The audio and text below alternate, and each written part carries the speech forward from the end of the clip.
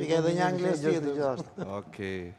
Unë jam me anglinë sepse kam qenë dhe fan që i vogël i futbollit anglez. Më ka tërheqë gjithmonë ky futbolli dinamik, futbolli i shpejt që krijonin si klubet angleze, por që nuk arrit të pasqyroj me keqardhje, nuk arrit të pasqyroj nga ekipi kombëtar.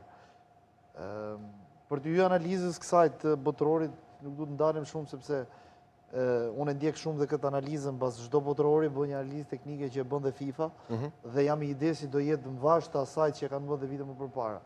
Ku shohim dallohet dhe me sy të lirë që edhe linjat midis reparteve po tentojnë gjithmonë të ngushtohen. Dhe çka po shohim që sot nuk po ka ekipe të dobta, sepse po shohim një ekip gjelbër që sot dha surprizën, por nuk ishte vetëm ajo.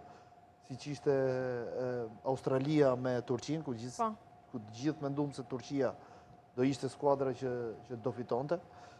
Po shohim rezultate shumë të ngushta, dhe kjo për syrin e tifozit ndoshta nuk është shumë atraktive, por që është në syrin tonë si specialist, është duket që janë skuadra që janë skuadra të mirë punuara dhe sot tentojnë të studiojnë gjithë secila të tonë të shohin kundërshtarin se si luan dhe se si neve do përgatisim ndeshjen kundër këtij kundërshtari.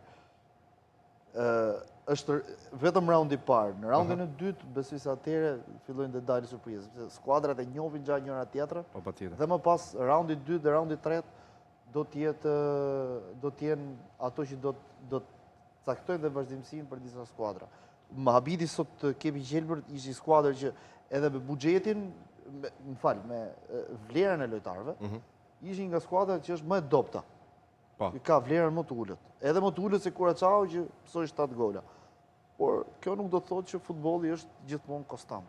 E mundi një skuadër si Spanja, barazojmë një skuadër si Spanja, që edhe mund të kishte fituar. Për një 2-3 episode aty ishte goxha e. Mund edhe të kishte fituar, mund edhe të ishin qenë më cinik.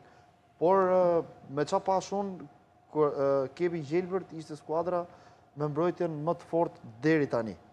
Ishte dhe skuadra e Marokës, sepse edhe skuadra e Brazilit, Brazil-Marokë. Por nga shkalla vështirësisë bie më shumë vlera e Kepit. Ashtu është, dhe ka shkalla vështirësisë, por që më pëlqeu dhe ajo si ndeshje, sepse ishte ndeshje ku Maroku e presoi që lart, zonën e parë, zonën 2,